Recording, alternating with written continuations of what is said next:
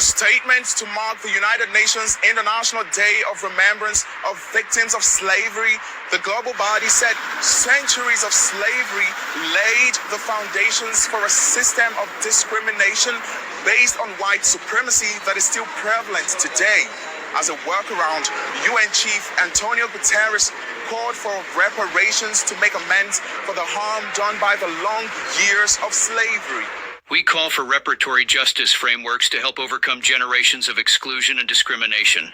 Many of those who organized and ran the transatlantic slave trade amassed huge fortunes. Meanwhile, the enslaved were deprived of education, health care, opportunity, and prosperity. We appeal for the space and necessary conditions for healing, repair, and justice. And above all, we resolve to work for a world free from racism, discrimination, bigotry, and hate.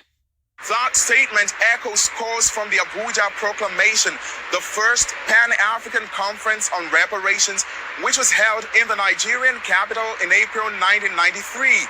The conference led to a joint document on reparations. In one part, it stressed that Western nations who benefited from centuries of free slave labor and a century of colonial exploitation must fix the damage through monetary compensations, debt cancellations, and a higher Africa representation in global governance like the World Bank, International Monetary Fund, and the UN Security Council. African countries have been demanding compensation for the atrocities meted out on their ancestors for more than 3 centuries, but without much success. And recently, these voices are growing louder. It is time for Africa, whose sons and daughters had their freedoms controlled and were sold into slavery, to also receive reparations. The demand for reparations is not an attempt to rewrite history or to continue the cycle of victimization.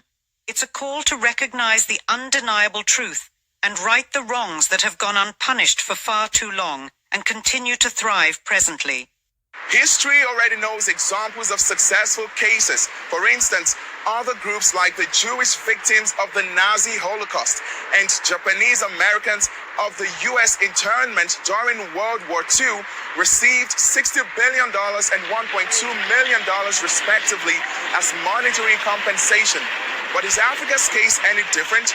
Well, despite the UN admission, European states have their own views on the issue, where there is room for apologies but not reparations. Today I'm standing here in front of you as your king and as part of the government. Today I'm apologizing myself. Today I'm asking for forgiveness for the crystal clear lack of action. I would like to ask for forgiveness for what Germans did to your ancestors here. What happened here is our shared history. The history of your ancestors, and the history of our ancestors in Germany. Although many Belgians sincerely loved the Congo and its inhabitants, the colonial regime as such was based on exploitation and domination. This regime was one of an unequal relationship, in itself unjustifiable, marked by paternalism, discrimination, and racism. It gave rise to abuses and humiliations. On the occasion of my first trip to the Congo, here in the face of the Congolese people, and those who still suffer today, I wish to reaffirm my deepest regret for these wounds of the past. Despite the call from the United Nations, the culpable Western states are unwilling to change the status quo. But many people in Africa and beyond will be closely watching to see what happens next.